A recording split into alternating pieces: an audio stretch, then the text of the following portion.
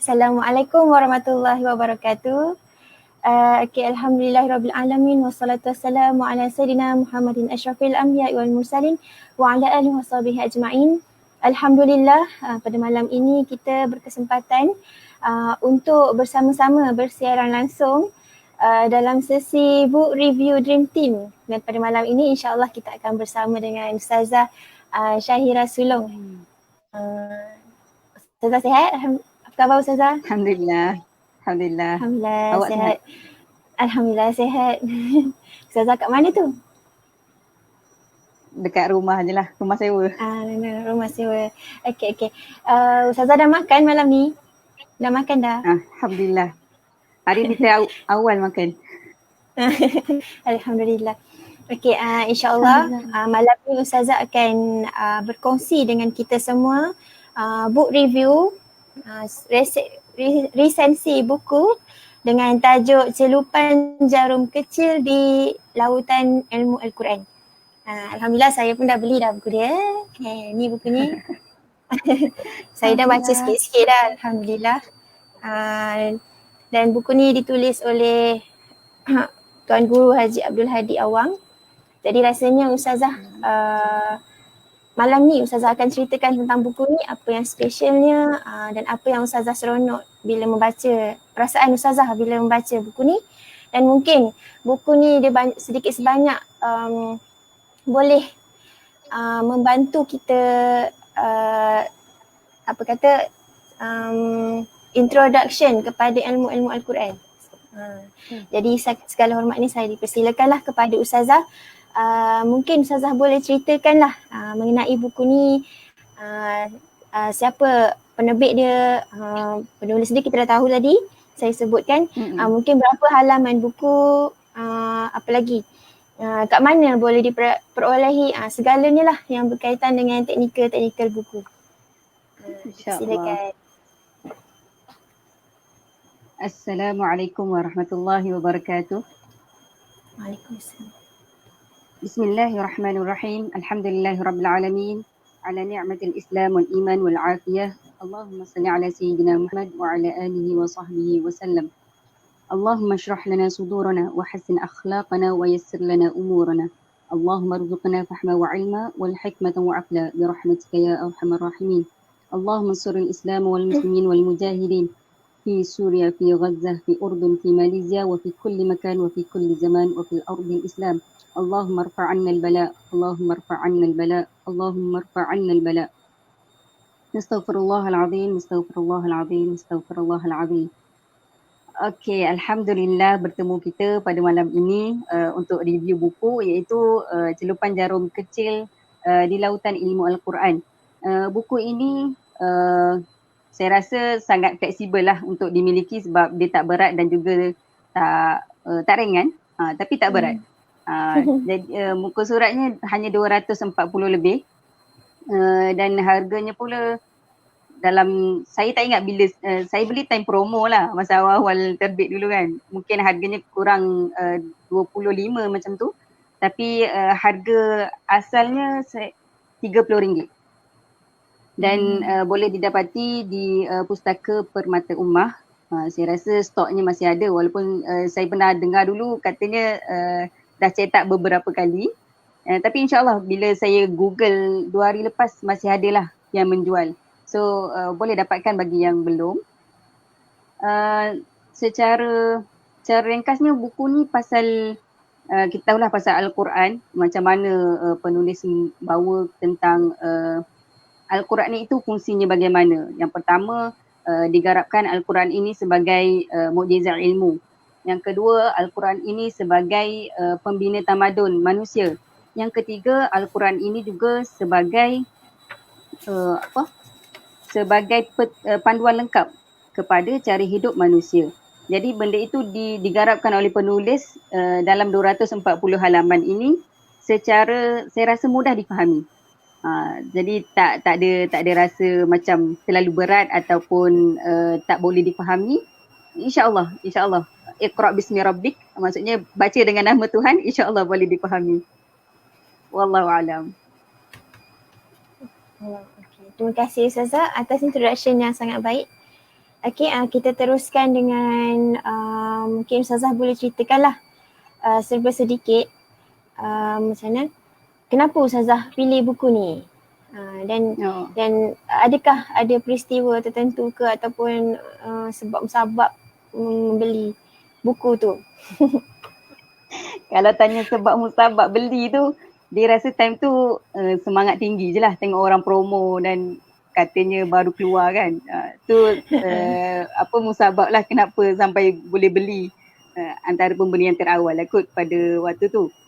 Okey, tapi untuk memilih ni sebagai book review malam ni, saya garapkan kepada 3 sebab lah. Yang pertama, saya sekarang duduk di KL, yang mana dulu di Terengganu. So sekarang baru berhijrah ke KL, rumah sewa, barang tak banyak. Jadi saya pun ada 2 buah buku je dengan saya sekarang. Yang pertama buku Kewangan Islam dan yang kedua buku ni lah Celupan Jarum ni. Jadi saya rasa untuk book review, of course lah Celupan Jarum kecil di lautan ni lebih sesuai untuk di review secara jujurnya. Dan yang kedua sebabnya adalah buku ini tak silap saya dah lama diterbitkan, mungkin setahun lebih, dan bila saya review kan, maksudnya pembeliannya mungkin dah 6,000 orang memiliki buku ni. Jadi dengan tempohnya yang lama dan ramai yang memiliki, saya rasa tak salah untuk saya buat review lah, sebab mungkin ada yang belum beli, mungkin ada juga orang yang belum habis baca dan belum baca punya lagi.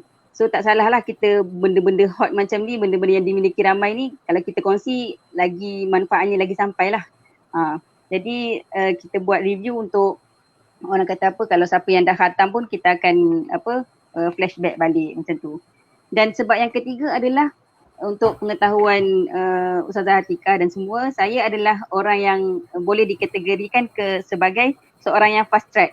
Fast track ni bagi pandangan saya lah, fast track saya ni saya mula masuk dalam bidang Al-Quran masa tu seingat saya pada umur 17 atau 18, 2011 time tu. Alamak, dah tahu dah umur kan. Dah kira-kira. Okay, 2011 saya mula hafal Quran di salah sebuah ma'had semua tu. Jadi time tu orang kata mula-mula ceburi bidang Al-Quran terus hafal Quran. So dia jadi macam, dah lah hafal tu satu benda yang besar. Jadi saya rasa macam, wallahualam, memang itu dah takdir saya pun rasa macam syukur je lah kan, dah hafal Al-Quran time tu.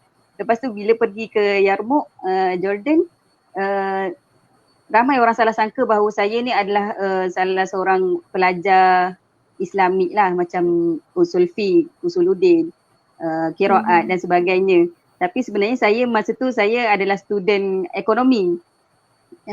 Dan jadi ramailah orang salah sangka bahawa saya ni orang-orang yang belajar ke arah Islamic study lah. Tapi saya tak salahkan lah pun, sebab dah kita hafal Quran, sepatutnya lah kita bawa image yang sebegitu. Tapi daripada situ juga bila kita dah belajar bukan bidang tu pun, saya belajar ekonomi, adalah sikit-sikit kan belajar pasal Al-Quran kat sana di markas Hafsah. So Alhamdulillah sebelum saya pulang ke Malaysia, saya berjaya dapatkan ijazah riwayat Hafs an Asim dalam bacaan lah, untuk dapatkan maksudnya pembacaan yang betul tu kan. So Alhamdulillah tak ramai, orang kata peluang tu sebenarnya sangat besar untuk dimiliki bila dah study dekat Mesir ataupun Jordan, tapi Alhamdulillah lah itu rezeki saya.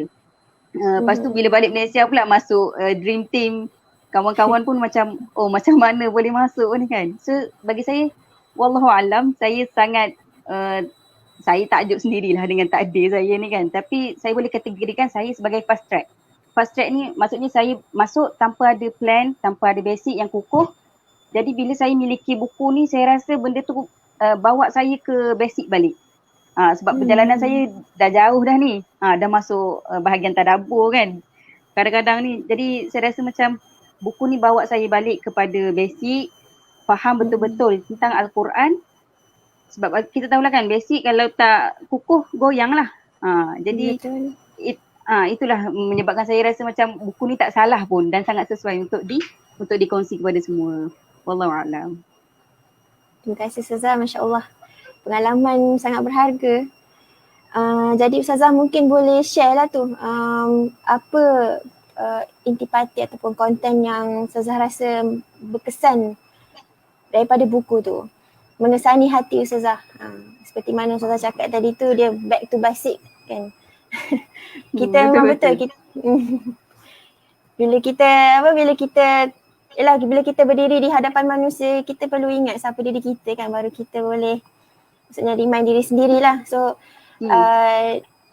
this book saya rasa memang sangat sesuai lah untuk kita back to the basic. Kita ingat balik apa yang kita kurang. Dan mungkin bila kita baca tu, mungkin kita akan nampak, oh aku kurang lagi bahagian ni, aku kena baca lebih banyak lagi bahagian ni. Betul tak? Jadi silakan Ustazah.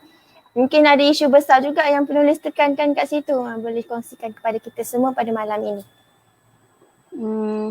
Saya boleh kata dalam buku ni dia tersurat dan tersirat. Maksudnya konten yang tersurat dan tersirat ni bila kita baca, kita akan tahu dia penulis membawa kepada 3 topik utama yang saya cuba listkan lah dan apa yang saya faham. Yang pertamanya penulis bawa tentang Islam. Dalam zaman sekarang ni kita tak pernah pun ditanya kenapa kau pilih Islam. Yang kita tahu kita dah Islam. Jadi kadang-kadang benda tu kita tak sedar pun apa sebenarnya Islam ni, kebenaran dia di mana dan setakat mana kita mengimani agama yang kita dah dapat ni. So benda tu dibawa oleh penulis untuk kita tahu kebenaran kepada agama ni sebenarnya datang dari Allah Subhanahu Wa Taala berfirman dalam Al-Quran di mana surah Ali Imran ayat 19. A'udzubillahi minasyaitonirrajim. Innad-dina 'indallahil Islam. Sesungguhnya satu-satu agama yang diredai di sisi Allah itu adalah Islam. Jadi dalil yang dibawakan ini adalah dalil utama bahawa Islam itu benar. Jadi kalau bagi kita penganut agama ni kita macam okay, that's the point. Maksudnya utamalah point tu. Adakah kita rasa macam agama lain tu kita tak fikir, kemungkinan kita akan fikir oh agama Islam yang aku anut ini benar.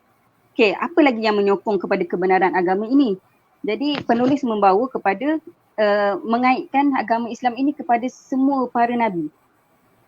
Contohnya dalam surah Al-Baqarah ayat 213 yang dibawa juga dalam buku ni, A'udzubillahi minasyaitonirrajim. Kanan nasu ummatan wahidah. Maksudnya dulu ni maksudnya secara tafsir lah ya, secara ringkasnya umat manusia ni zaman dulu satu tu maksudnya daripada Nabi Adam sehingga ke kita sekarang ni, kita berasalnya daripada Allah Subhanahu Wa Taala dan membawa dengan agama yang satu iaitu Islam. Disokong lagi dengan ayat surah Ali Imran ayat 84 di mana berbunyi a'udzubillahi minasyaitonirrajim. Qul amanna billah wa ma unzila alaina wa ma unzila ala Ibrahim wa Ismail wa Ishaq wa Ya'qub wal asbaq wa ma utiya Musa wa Isa wan nabiyyun min rabbihim la nufarriq baina ahadin minhum wa nahnu lahu muslimun. Dalam ayat ni mengatakan bahawa kita ni beriman kepada semua yang diturunkan kepada para nabi. Ada nabi apa tadi Nabi Ibrahim, Nabi Ismail, Nabi Ishaq, Nabi Musa, Nabi Isa, semuanya satu. Semuanya membawa satu ajaran iaitu Islam. La nufarriq baina ahadin minhum wa nahnu lahu muslimun. Jadi jelas terang bahawa apa yang dibawa oleh oleh umat-umat terdahulu juga adalah satu, iaitu Islam. Lepas tu penutupnya kepada agama Islam ni, kita boleh bayangkan bahawa penutup ke depan Nabi ni semua adalah Nabi Muhammad sallallahu alaihi wasallam, yang mana Allah berfirman dalam surah Ali Imran ayat 144, A'udzubillahi minasyaitonirrajim. Wa ma Muhammadun illa rasulun qad khalat min qablihi ar-rusul afa immata aw qutila qalabtum ala a'qabikum wa man yanqalib ala aqibaihi falan yadurra Allah syai'a wa sayajzillahu asy-syakirin. Yang bermaksud Muhammad itu tidak lain hanyalah seorang rasul yang sudah pun didahului oleh beberapa orang rasul yang mana telah mati atau terbunuh. Jadi demikian, kalau Muhammad pula mati atau terbunuh, patutkah kamu berbalik kepada kafir? Dan ingatlah, sesiapa yang berbalik menjadi kafir, maka dia tidak akan mendatangkan mudarat kepada Allah sedikit pun. Dan sebaliknya, Allah akan memberi balasan pahala kepada orang-orang yang bersyukur akan nikmat Islam yang tidak ada bandingnya itu. Jadi kebenaran Islam ini telah dirungkaikan oleh penulis sebagai satu agama yang benar, yang dibawa oleh bertahun-tahun, beribu-ribu tahun, yang kita rasa macam daripada dulu sampai sekarang Islam itu adalah agama yang benar. Maka bersyukur tak kita menjadi orang Islam pada hari ini? Kita boleh tanya balik kita. Itulah yang dari sudut satu bab konten penting dalam ni adalah bersyukurlah kita menjadi salah seorang kepada umat Islam. Okey, konten yang kedua baru masuk kepada Al-Quran. Al-Quran ini kalau kita kata bila ayat yang saya bacakan sebelum tadi, surah Ali Imran ayat 144 adalah surah yang dibaca oleh Sayyidina Abu Bakar dalam khutbah ketika Nabi Muhammad SAW wafat. Nak katanya daripada ayat ini poinnya adalah adakah patut kita menjadi kafir setelah Nabi Muhammad SAW wafat? Tidak. Kerana yang dibawa oleh Allah Subhanahu Wa Taala itu adalah risalahnya, Al-Quran. Sebab itu Nabi diutuskan.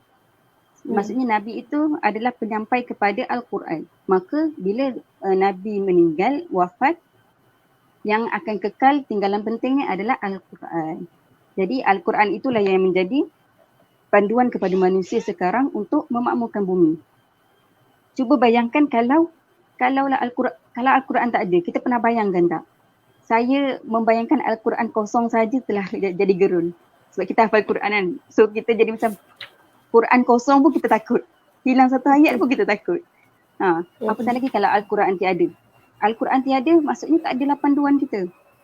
Jadi ayat yang tadi tu menunjukkan bahawa tinggalan penting tu adalah Al-Quran. Dan Al-Quran inilah yang akan memandu manusia. Kerana ketika itu tiada lagi Nabi. Tiada lagi para anbiya, para utusan yang akan membantu kita. Melainkan berpegang teguh kepada Al-Quran dan ajarannya. Okey, dalam bab Al-Quran ini juga kita akan dapat menjawab persoalan kepada dua benda lah. Yang pertama, Allah itu Nabi Muhammad SAW itu bashar. Itu manusia macam kita jugalah. Tapi disifatkan sebagai maksum untuk membawa risalah itu. Dan yang kedua adalah disebabkan Nabi telah wafat, maka Allah ingin membawa kita untuk mengimaninya sepenuh. Mengimani Allah itu dengan sepenuhnya lah. Tak adalah kita kata macam bila meninggal seseorang, kita terputus. Dan yang kedua adalah Al-Quran ini diturunkan kepada Nabi Muhammad SAW ketika hayatnya. Padahal Nabi Muhammad ketika itu adalah seorang yang ummi. Ummi itu bermaksud tak boleh membaca, tak boleh menulis kan. Kalau kita fikir logik, macam kenapa Allah turunkan kepada orang yang tak tahu baca, tak tahu penulis. Macam tak sesuai lah kan. Tapi Allah menjawab kepada persoalan ini adalah kerana Allah nak cakap bahawa Al-Quran ini datang daripada aku. Bukannya daripada Nabi Muhammad. Jadi bila kita tahu benda tu, kita rasa macam apa yang dibawa dalam Al-Quran itu adalah segalanya benar. Itu adalah daripada Tuhan. Dalam apa lagi yang lebih benar? Melainkan itu. Jadi kat situ kita jadi macam membawa kepada keyakinan kita terhadap Al-Quran sendiri. Dan dalam bab-bab sampai saya rasa mungkin dalam 100 page buku ni berkisah tentang Al-Quran dan fungsi-fungsinya. Untuk menyebutnya saya rasa semua orang dah tahu. Cuma saya sukalah untuk menyentuh satu hadis yang dibawa oleh penulis dalam buku ni. Tentang hadis ni berkisah tentang ajaran-ajaran Islam dalam Al-Quran. So hadis ini saya bacakan mafhumnya dari Ali radhiyallahu anhu, katanya, ingatlah aku pernah mendengar Rasulullah SAW bersabda, awas, sesungguhnya akan berlaku fitnah dan bala bencana yang besar. Aku bertanya, apakah caranya untuk menyelamatkan diri daripadanya?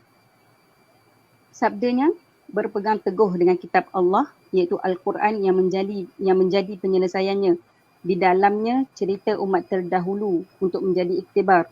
Juga perkara yang akan datang berlaku. Hukum mengenai apa yang berlaku di kalangan kamu yang menjadi pemutus di antara yang benar dan yang salah.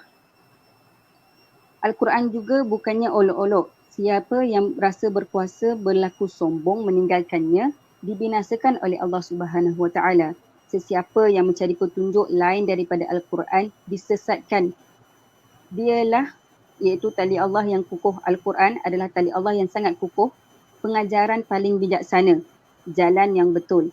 Dengan sebab berpegang teguh dengannya menjadikan hawa nafsu tidak terpesong. Dialah kitab yang tidak bercampur aduk dengan kata-kata yang lain daripada Allah. Para ulama pula tidak merasa puas dan habis daripada mengkajinya sepanjang zaman, walaupun berulang-ulang membaca dan mengkajinya. Kandungannya yang menakjubkan tidak berkesudahan, sehingga sekumpulan jin apabila mendengarnya berkata, sesungguhnya kami telah mendengar bacaan Al-Quran yang menakjubkan, yang memimpin ke jalan yang benar, lalu kami beriman, percaya dengan yakin kepadanya. Sesiapa yang berkata sesuatu berdasarkan Al-Quran, maka benarlah dia. Sesiapa yang beramal dengan bacaan dan ajarannya akan diberikan pahala. Sesiapa yang berhukum dengannya, adillah dia. Dan siapa yang berdakwah itu mengajak kepada ajarannya, sudah pasti diberi hidayah ke jalan yang betul. Riwayat At-Tirmizi 2906. Jadi hadis ni, saya rasa dia telah merungkai tentang fungsi Al-Quran secara total. Maksudnya hadis ni dah bagi kita, dah menjawab kepada fungsi Al-Quran iaitu sebagai penghukum, sebagai panduan, sebagai penceritaan tentang umat yang dahulu. So benda tu didetailkan lagi, daripada hadis ni didetailkan lagi tentang fungsi-fungsi Al-Quran oleh penulis dalam buku ni. Sehingga ada satu sifat Al-Quran yang dibawa tu adalah Al-Quran ini mencabar teknologi manusia. Pada zaman sekarang, siapa je yang tak takjub dengan teknologi, betul? Semua orang takjub dengan teknologi. Tapi sebenarnya Allah Subhanahu Wa Taala telah pun membawa benda tu dalam Al-Quran. Dalam ayat yang kalau tak silap saya surah Al-Mulk ada tentang burung. Macam mana Allah menciptakan burung tu sebenarnya dah boleh terbang. Jadi zaman sekarang orang takjub dengan aeroplane, dengan kapal terbang yang boleh terbang. Padahal dulu Allah telah pun mencipta seekor burung yang boleh terbang. Maksudnya itulah teknologi yang tanpa kita sedar sebenarnya benda tu dah ada depan mata. So benda itulah yang dibawa oleh penulis tentang kebenaran Al-Quran. Yang ketiga, benda yang dibawa oleh penulis adalah konten. Kalau Al-Quran ni, dalam bab Al-Quran ni saya rasa terlalu banyak dan dia jadi macam terlalu agak berat lah untuk kita faham. Sebabnya dia macam Al-Quran ni diceritakan fungsinya rasa macam kalau tak ada Al-Quran tu rugi lah. Macam tu. Siapa yang tak belajar Al-Quran tu dia rasa macam tak ada apa-apa. Sebab dulu saya adalah senior saya pernah sampaikan pesanan lah. Dia kata ilmu Al-Quran ni siapa yang dapat dia jadi macam dia dah boleh kuasai dunia tau. Macam tu. Sebab segala benda ada dalam tu. Okay, jadi bagi saya kita dah boleh garapkan Al-Quran itu dalam topik ni lah. Al-Quran itu adalah kitab umat Islam. Islam pula terdiri daripada solat. Yang mana di dalam solat wajib kita membaca Al-Fatihah.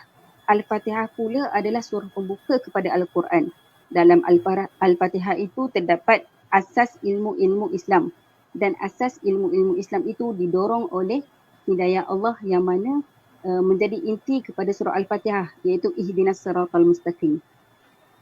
Nak katanya terlalu special lah Al-Quran ni. Okay, dengan dalil-dalil yang tadi tu kita rasa macam apa lagi macam tak cukup ke lagi kita nak percaya kepada Al-Quran kan. Jadi yang ketiga konten ketiganya selepas dah penulis bagi tahu tentang kelebihan kebenaran Al-Quran dan juga Islam, penulis membawakan tentang kejatuhan umat. Kejatuhan umat kalaulah umat ni dia tak berpandukan Al-Quran dengan ajaran yang betul. So adalah beberapa kisah kan yang kalau kita tengok tentang Fir'aun. Sikap yang selain daripada manusia ni tidak mendapat ajaran, tidak mengikuti ajaran Islam yang betul, ada satu sifat yang dibawakan oleh penulis tentang faktor inilah yang menyebabkan manusia itu jatuh, keruntuhan umat tu, iaitu tusrifu, iaitu melampaui batas. Manusia apabila dia ada sifat melampaui batas, mereka ni dah tak sedar diri. Bila dah tak sedar diri, itulah yang akan memakan manusia. Tengok pada Firaun kan. Firaun, benda tu je yang membuatkan dia tak patuh pada Islam. Dia jadi macam rasa diri hebat, tak sedar diri lah kita kata kan.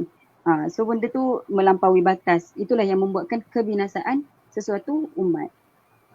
Jadi bila dia reflectkan kepada kita zaman sekarang, tak perlulah orang kata apa, dia jadi macam bersederhana lah. Sebab kalau kita melampaui kan, walaupun golongan-golongan yang bijak pandai, bila kita terlalu ke depan, terlalu melampaui batas, itu juga akan membinasakan. Apatah lagi kalau kita ni tak belajar langsung. Itu memang orang kata melampaui batas ke belakang dah tu. Kalau para ilmuwan dia melampaui batas ke depan, kalau kita tak belajar langsung pun dia jadi macam kemungkinan kita akan melampaui batas pada benda yang kita tak tahu. Jadi bersederhana dalam agama tu, dalam belajar sesuatu tu adalah penting supaya kita ni tidaklah orang kata dikategorikan sebagai umat-umat yang seperti orang kata golongan Firaun lah, yang tidak sediakan diri dan mengaku Tuhan. Okey, itu semua benda yang boleh diperolehi daripada buku tersebut. Cuma saya nak apa yang saya nak bawakan, benda yang tersirat adalah dari sudut isu besar yang dibawa oleh penulis adalah keyakinan. Baca buku ni dia membuatkan kita rasa macam semua Alhamdulillah, Islam agama yang benar, Al-Quran adalah panduan yang lengkap. Dia jadi macam keyakinan kita bertambah tau. Dia jadi macam kita ni nak apa lagi? Dah ada panduan depan mata, kenapa tak ikut? Macam tu lah. So benda tu dengan dalil-dalilnya, dengan contoh-contoh yang dibawa oleh penulis, saya dapat rasakan bahawa penulis ni berasa terlalu yakin dengan Al-Quran, dengan agama Islam, sehingga dia rasa macam nak cerita pada semua orang. Saya rasakan sampai tahap tu lah, sebab bila buku ni diperkenalkan, ada 2 poin yang dalam iklan-iklan buku ni lah. Yang pertama adalah penulis menulis buku ini ketika sedang sakit. Dan yang kedua, penulis menulis buku ini, penulis yang menulis buku ni mengkhatamkan kuliah tafsir sebanyak 2 kali. Sebenarnya benda tu macam poin biasa je kalau kita baca, tapi dari sudut saya, bila dah baca dengan saya kita reflect balik, sebenarnya menulis tengah sakit, menulis ketika sedang sakit adalah satu benda yang orang kata rare. Sebab siapa je yang sakit nak menulis? Siapa je yang tengah sakit nak nak buat something? Dia jadi macam kenapa tak rehat je? Tapi penulis ketika itu merasakan mendengar ayat-ayat Al-Quran membuatkan dia rasa hidup, membuatkan dia rasa ayat Al-Quran ini adalah penawar yang lagi baik daripada ubat tahan sakit. Maksudnya dia ada satu benda yang rasa macam roh Al-Quran itu datang yang membuatkan seseorang itu hidup. Jadi kalau ikut time sakit, siapa je nak buat kan benda-benda tu kan? Mestilah kita rasa nak rehat, tapi tidak bagi penulis. Jadi keyakinan itu yang saya rasa dibawa oleh penulis dan sampai. Dan yang kedua tentang pengajian tafsir yang khatam 2 kali. Kalau kita fikir, kenapa nak heboh sangat pasal khatam 2 kali, dia apa sebaliknya kan? Saya muhasabah balik diri saya, masa saya dekat Jordan dulu, kita adalah kelas lelaki kan, malam-malam, maksudnya luar daripada universiti lah. Untuk mengkhatamkan satu kuliah pengajian pun kita rasa sangat payah, apatah lagi 2. Ia memerlukan pengorbanan, ia memerlukan masa, tenaga. Dan kita rasa macam kalau 1 kali pun khatam dah cukup kot. Faham tak? Tapi penulis telah mengkhatamkannya sebanyak 2 kali. Tafsir pula tu satu benda yang macam sangat besar lah. Dan sebenarnya banyak sangat info daripada kuliah tafsir kalau kita boleh belajar kan. So bila dah penulis dua kali khatam, kita rasa macam sesuatu yang boleh dipercayai dan sesuatu yang kita boleh ambil pengajaran bahawa benda inilah yang menghidupkan seseorang. Kita akan rasa macam bila ada Al-Quran dalam diri tu, kita rasa macam semua benda ada dekat tangan lah. Benda itulah yang saya rasa tersirat daripada buku ini, iaitu keyakinan terhadap Al-Quran bahawa itulah sebaik-baik risalah yang diberi oleh Allah Subhanahu Wa Taala. Wallahu a'lam. Alhamdulillah Ustazah, terima kasih atas perkongsian buku tentang buku ni. Jadi pada pandangan Ustazah lah, saya terlupa nak tanya. Agaknya kalau dalam buku ni ada tak cerita isu semasa? Saya rasa macam bahagian-bahagian belakang macam bab 4, bab 5 tu saya kurang baca sikit. Saya tak saya terberhenti baca di situ. Mungkin ada isu-isu semasa, ada tak isu-isu semasa yang dibawa oleh penulis dalam buku ni? Sebab seperti kita tahu penulis ni adalah salah seorang yang terlibat aktif dalam politik kan? Jadi macam mana? Betul. Kalau tengok pada bahagian belakang ni, dia dah jadi satu benda yang betul, satu info yang luar daripada kebiasaan. Iaitu kalau macam tadi kita tahu pasal teori Al-Quran, teori Islam, tapi bab-bab belakang ni dia dah masuk kepada benda-benda yang dialami sendiri oleh penulis lah, pengalaman dia. Contohnya, saya sebenarnya orang yang sangat lemah dari sudut sejarah. Jadi bila penulis ni ada membawakan tentang macam mana kejatuhan umat zaman dulu, macam mana tamadun barat ni lagi ke depan, macam mana benda tu berlaku, dia ada menceritakan. Dia ada, tapi tak adalah detail, cuma dia memberi gambaran bahawa apa yang berlaku sekarang ni ada susu, ada ceritanya. Macam mana orang barat sebenarnya dia meniru meniru tamadun Islam. Tapi dalam masa sama bila dia dah hebat, dia pula jatuhkan kita. Tak sedar diri ni lah kan. So dia jadi macam benda tu ada diceritakan dalam bahagian belakang buku ni yang membuatkan saya, kalau saya rasa macam adalah info untuk macam mana kita nak lawan nak face, hadapi zaman-zaman sekarang ni lah yang mencabar. Cuma tak adalah detail sangat, tapi ada gambaran.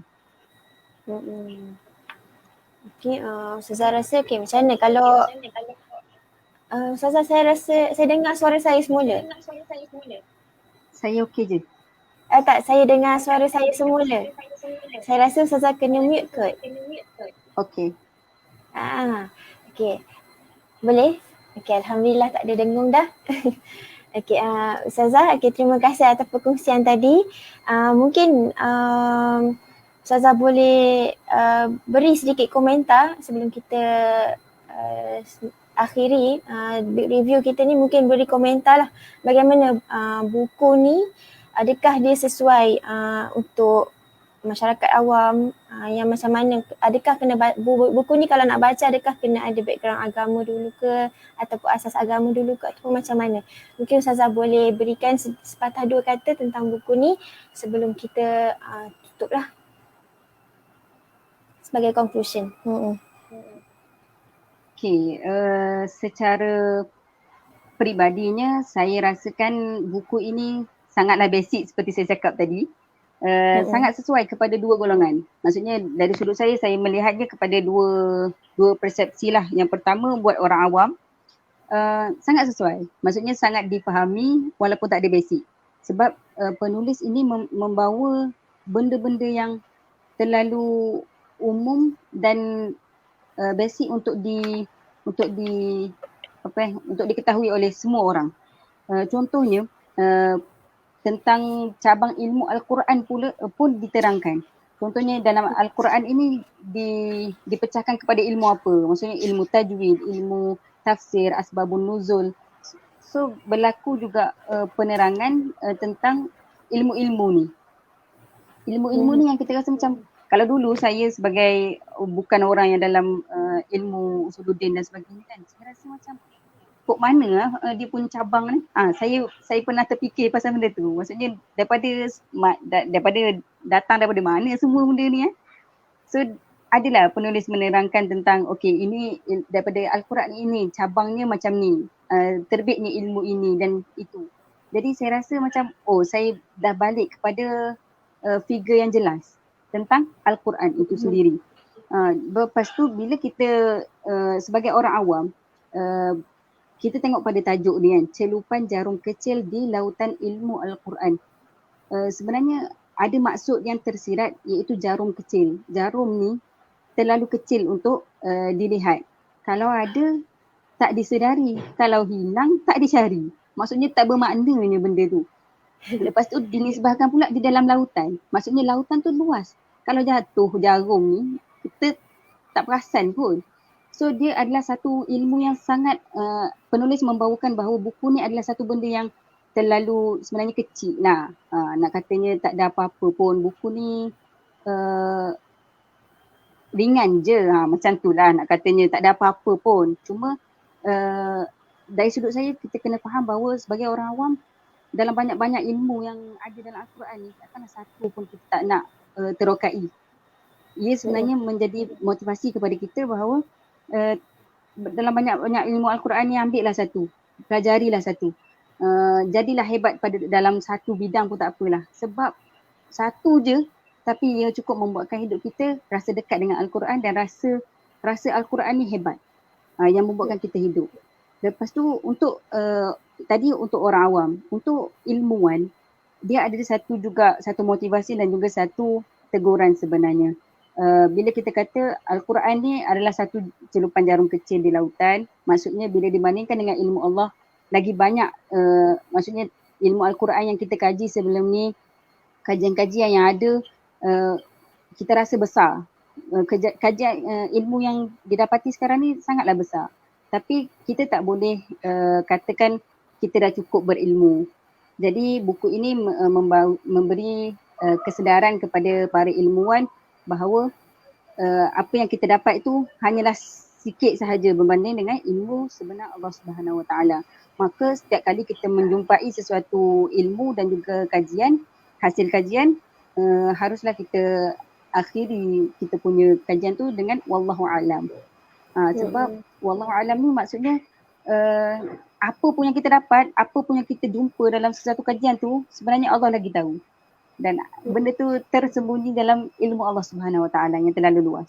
Jadi bagi saya dari sudut dua persepsi sebagai orang awam dan juga ilmuwan, insya-Allah sesuai. Cuma iqra bismi rabbik. Bacalah dengan nama Tuhan, dengan doa bahawa dengan semoga apa yang kita baca itu dipandu dan menjadi ilmu yang benar. Ada orang baca terpesong. Jadi yang penting baca iqra bismi rabbik. Bacalah dengan nama Tuhan. Wallahu a'lam. Allahu a'lam. Terima kasih Ustazah atas perkongsian pada malam ni. Okay, saya rasa Ustazah kena mute juga. Sorry. Sebab dengar. Okay, terima kasih Ustazah. Minta maaf atas terima kasihlah kerana meluangkan masa book review bersama kami di Tadabbur Center ni. Okay, book review ni saya kembalilah memberitahu kepada para penonton sekalian. Book review yang diadakan oleh Tadabbur Center ini bertujuannya untuk kita sama-sama mengimarahkan ataupun membudayakan pembacaan buku-buku yang berteraskan Al-Quran, tafsir, tadabbur, apa lagi yang berkaitan tajwid, tahsin. Tapi itulah sebab buku-buku yang berkaitan dengan Al-Quran ni sebenarnya kita bila baca Al-Quran saja tak cukup tanpa kalau kita tak tambah dengan buku-buku yang menghuraikan apa yang ada dalam Al-Quran tu. Jadi Tadabbur Center mengajak kepada semua untuk kita sama-sama cari buku yang kita rasakan terbaiklah untuk kita faham Al-Quran ni macam mana. Ada orang yang dia nak mula baca kitab Arab berat pula kan, so dia kena mula dengan tafsir bahasa Melayu. Ada orang nak baca tafsir yang bahasa Melayu tu pun rasa berat, so kena bacalah buku-buku yang macam ni. Dia ringan je. Tak nampak kan? Okay, buku-buku yang macam ni dia ringan je. Tapi dia mengingatkan kita kepada apa itu Al-Quran. Al-Quran tak cukup sekadar kita baca, kita kena faham hayati dan cuba amalkan dalam kehidupan kita seharian. Terima kasih Ustazah untuk malam ni. Terima kasih juga untuk yang setia bersama kami sehingga ke penghujung rancangan. InsyaAllah setiap bulan minggu pertama kita akan book review bersama Dream Team di siaran Tadabbur Center.